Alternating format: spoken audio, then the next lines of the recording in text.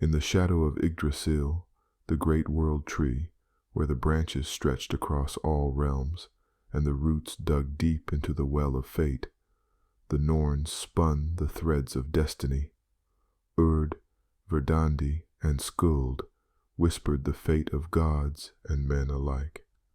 It was said that even the mighty gods of Asgard could not escape the tapestry of time. Among the gods who strode across the halls of Valhalla and Vanaheim, and those who wandered through the realms of men, there was a story that shaped the course of Midgard and stirred the heavens. It was a tale that began with ambition and treachery, but ended with a sacrifice that echoed through eternity. It was the saga of Thrainn, a mortal caught in the web of fate spun by the Norns, whose courage would be tested not just by men and giants, but by the gods themselves. Thrainn, son of Eric the Bold, had grown up on the harsh, rocky shores of Norway. His father, a celebrated warrior, had died when Thrainn was a child, leaving behind only his legacy and a well-worn axe.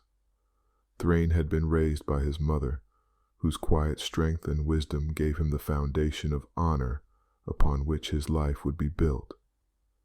As a youth, Thrainn was a skilled warrior. His loyalty to his kinsman Hakon, the Jarl's son, binding their fates together. Hakon had always been his brother in arms, as they fought and trained side by side in the service of Jarl Sigurd. Their bond was sealed with an oath of blood. They would protect one another until death, no matter what fate befell them. One night, under the shimmering light of the northern sky, a figure approached the village, cloaked in shadow and mystery. His name was Loki, the trickster god, known for his cunning and his boundless capacity for mischief. He spoke to Thrainn and Hakon, spinning tales of glory and riches beyond imagining. He promised them a treasure hidden deep in Jotunheim, the land of giants, a treasure coveted by both gods and giants alike. But Loki, known for his deceptions, did not reveal the full truth. The treasure, a powerful hoard of gold and relics, was guarded by Thrym, king of the giants, and was not simply a prize, but a curse. Any who sought it would find themselves ensnared by destiny, their fates tied to the whims of the gods. Eager for glory, and driven by his hunger for honor, Thrainn agreed to the quest. Hakon, always seeking power and status, was quick to follow. But as Loki smiled, watching them swear their oaths, a shadow flickered behind his eyes, a shadow that foretold the betrayal to come. As Thrainn and Hakon gathered their band of warriors, preparing for the treacherous journey to Jotunheim, the gods took notice of their actions. In Asgard, Odin, the All-Father, sat upon his throne in Valaskjalf, watching through the eyes of his ravens, Hugin and Munin, who flew across the 9 realms. He saw Thrainn's boldness, and though the mortal was unknown to him, Odin sensed that the threads of fate were tightening. "What does this mortal seek?" Odin asked, his one eye glinting in the firelight. He turned to Frigg, his queen, who sat beside him. "What role does he play in the tapestry of fate?" Frigg, wise in the ways of destiny, frowned. "He seeks glory, but the path ahead is shrouded in deceit. Loki is involved." Odin's jaw tightened at the mention of the trickster. "Loki's schemes grow bolder by the day. We must watch this Thrainn closely. If his fate is entwined with the giants, it may concern us all." Meanwhile, Thor, god of thunder, had heard of Thrainn's journey through the whispers of his followers in Midgard. The idea of a mortal venturing into Jotunheim intrigued him, for Thor relished any chance to battle giants. He consulted Mimir, the wise being who guarded the well of knowledge beneath Yggdrasil, hoping to discern more about Thrainn's fate. "Be wary, Thor," Mimir warned. "This mortal's path is lined with treachery. Even the gods may not escape the consequences of his choices." Thor, ever brash, laughed. "We'll see about that. I'll have my hammer ready." Thrainn's journey through the harsh wilderness was grueling. His band of warriors faced bitter storms, the wrath of sea serpents, and wild creatures that stalked them in the night. Yet through it all, Thrainn's courage and leadership guided them onward. The bonds between him and Hakon seemed as strong as ever. But in the dead of night, as the warriors huddled around their campfire beneath the towering peaks of the frozen mountains, Loki began his work. He approached Hakon in secret, whispering words that dripped like poison into his ear. "Thrainn will lead you to victory," Loki said, his voice smooth as silk.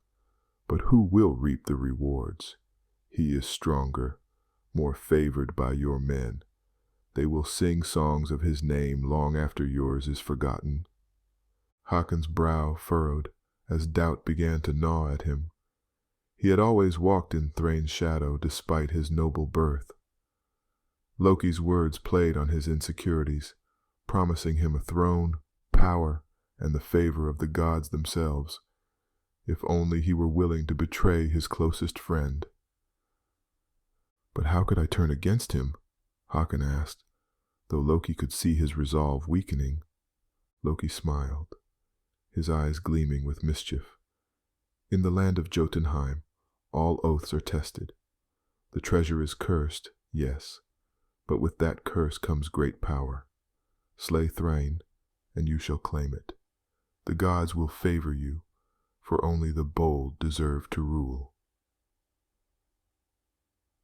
Hakon, torn between loyalty and ambition, could feel his heart hardening.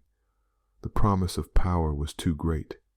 He agreed to Loki's plan, though deep down, a part of him mourned the friendship he was about to destroy. As Thrainn and his warriors neared the borders of Jotunheim, the gods in Asgard watched with growing unease. Loki's scheming had not gone unnoticed, and Odin, ever watchful, called upon the Norns to learn more of the mortal's fate. The Norns appeared before Odin in their ancient forms, their hands spinning the threads of destiny. Urd, the eldest, spoke first. "The mortal's fate is tied to the giants and to Loki's trickery." Verdandi, the keeper of the present, added, "Betrayal lurks in the heart of his brother in arms. A choice will be made in the shadow of death." Skuld, the youngest, with her gaze fixed on the future, whispered, "Even victory may taste of ash. The path to glory is lined with sorrow." Odin listened, his heart heavy with the weight of prophecy. He knew Loki's mischief well, but this time the trickster's plan seemed to touch the very roots of fate. "We must be ready," Odin declared. "The threads of this saga reach deep, and they may shake the realms." In the halls of Asgard, the gods murmured about the mortal warrior named Thrainn, and Thor, eager to strike at the giants, prepared to intervene should the giants' wrath spill over into Midgard. But Loki, weaving his schemes from the shadows, ensured that his plans would proceed without interference, for now. The land of Jotunheim was a place of ice and stone, where the mountains towered like the bones of the world, and the cold bit with the fury of ancient winters. As Thrainn led his men deeper into the realm of giants, the air itself seemed to thicken with foreboding. Frost clung to their beards, and the wind howled through the jagged peaks, as if warning them to turn back. At last, they reached the great fortress of Utgard, where Thrym, king of the giants, kept his hoard. The walls of the fortress loomed above them, built from ancient stones that shimmered with an eerie light. It was here that Loki's plan would come to fruition. Loki, ever the trickster, donned the guise of a giant and led Thrainn and his men through the gates. Thrainn felt uneasy. The air crackled with the presence of magic, and there was a darkness in Loki's eyes that spoke of treachery. But Thrain's desire for honor pushed him forward. He would not turn back now. As they entered the treasure chamber, Thrainn laid eyes upon the fabled hoard. Gold, gems, and relics of ancient power were piled high, and at the center of it all stood the cursed sword, Tyrfing. Its blade glowed with a cold, unnatural light, and Thrain felt its power calling to him, though he knew of the curse it bore. "Take it," Loki whispered, his voice slithering into Thrain's mind. "With this sword you will be unstoppable. The gods themselves will fear your might." Thrain hesitated. He had heard the tales of Tyrfing's curse, how it demanded blood each time it was drawn, and how its wielder would be driven to madness. But before he could decide, the sound of steel scraping against stone echoed through the chamber. It was Hakon. His eyes burned with greed and guilt, his axe raised high. "Forgive me, brother," Hakon muttered, though there was no turning back. "The treasure is mine." Thrain, sensing the betrayal in Hakon's heart, was ready. In a swift motion, he blocked Hakon's strike with his shield, the sound of the blow reverberating through the chamber. The betrayal struck deeper than any blade ever could. The two men who had fought as brothers now faced each other as enemies. "Why, Hakon?" Thrain demanded, his voice thick with sorrow. "Power," Hakon spat, his face contorted with rage and shame. "I have lived too long in your shadow. I deserve more." The battle between them was fierce, but as they clashed, the giants stirred. Thrym himself appeared, his massive form filling the hall, his roar shaking the very walls of the fortress. "Who dares steal from the giants?" Thrym bellowed, his eyes blazing with fury. His hand shot out, grabbing a warrior and crushing him like a twig. The battle turned from one of brother against brother to a desperate struggle for survival as the giants attacked. Thrain fought with all his strength, wielding Tyrfing as the curse took hold of him. The sword sang with bloodlust, cutting down giants and warriors alike. The cursed blade did not care for friend or foe. It demanded blood, and Thrain, in his fury and sorrow, gave it what it wanted. Hakon, seeing the devastation wrought by the sword, tried to flee, but the giants were upon him. Thrain watched in horror as his once brother was torn apart by Thrym's massive hands, a grim reminder of the cost of betrayal. As the battle raged in Jotunheim, the gods of Asgard took notice. Thor, unable to stand idly by, descended from the heavens, Mjolnir in hand, to intervene. With a great roar, the god of thunder joined the fray, striking down giants with his mighty hammer. The skies thundered, and lightning split the air as Thor's wrath fell upon the realm of the giants. "Enough!" Thor bellowed, his voice echoing across the mountains. He stood before Thrym, challenging the giant king. Their clash was like a battle between mountains, the ground trembling beneath their feet. Odin, too, had been watching from his throne. The All-Father saw the treachery, the bravery, and the sorrow that had unfolded in Jotunheim. He saw that Loki's scheme had nearly torn the mortal realm apart, and he knew that the time had come for judgment. Summoning his ravens, Odin sent word to Loki, who had been watching the chaos from the shadows. "You have meddled enough, Loki," Odin's voice boomed. "Return to Asgard and face the consequences of your schemes." Loki, always cunning, disappeared before Odin's ravens could catch him. He knew that the All-Father's patience had worn thin, and his actions had stirred too much turmoil among both gods and men. With Thor's intervention, the battle in Jotunheim came to an end. Thrym was defeated, but not without great cost. Many of Thrain's warriors lay dead, and the treasure of the giants remained cursed. Thrain stood alone amidst the wreckage of battle. Tyrfing still in his hand, its blade slick with blood. His heart was heavy with the weight of Hakon's betrayal and the knowledge that even victory could bring only sorrow. The treasure, once sought after for glory, now felt like a burden too great to bear. Thor approached him, his eyes filled with a mix of admiration and pity.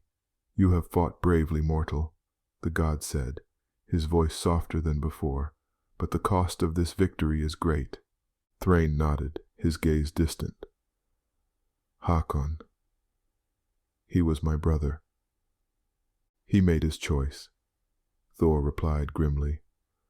"Loki's deceptions have touched us all, but remember, the gods do not forget those who fight with honor."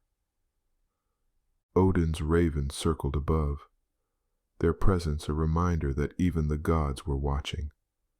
Thrainn knew that his actions would echo through the halls of Valhalla and beyond.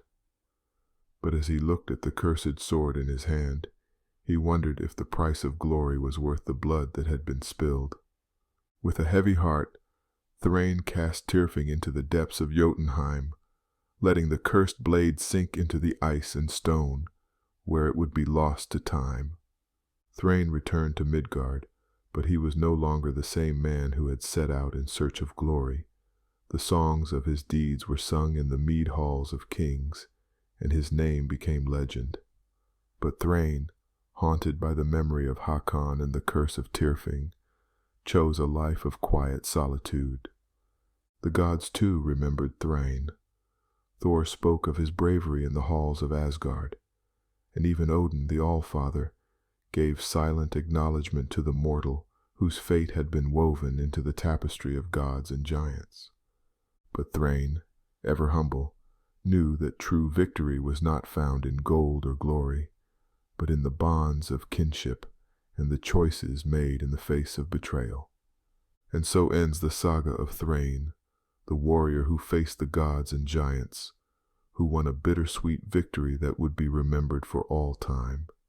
His tale serves as a reminder that even in a world of deceit and treachery, there is always room for bravery, and that sometimes the greatest battles are fought within the heart.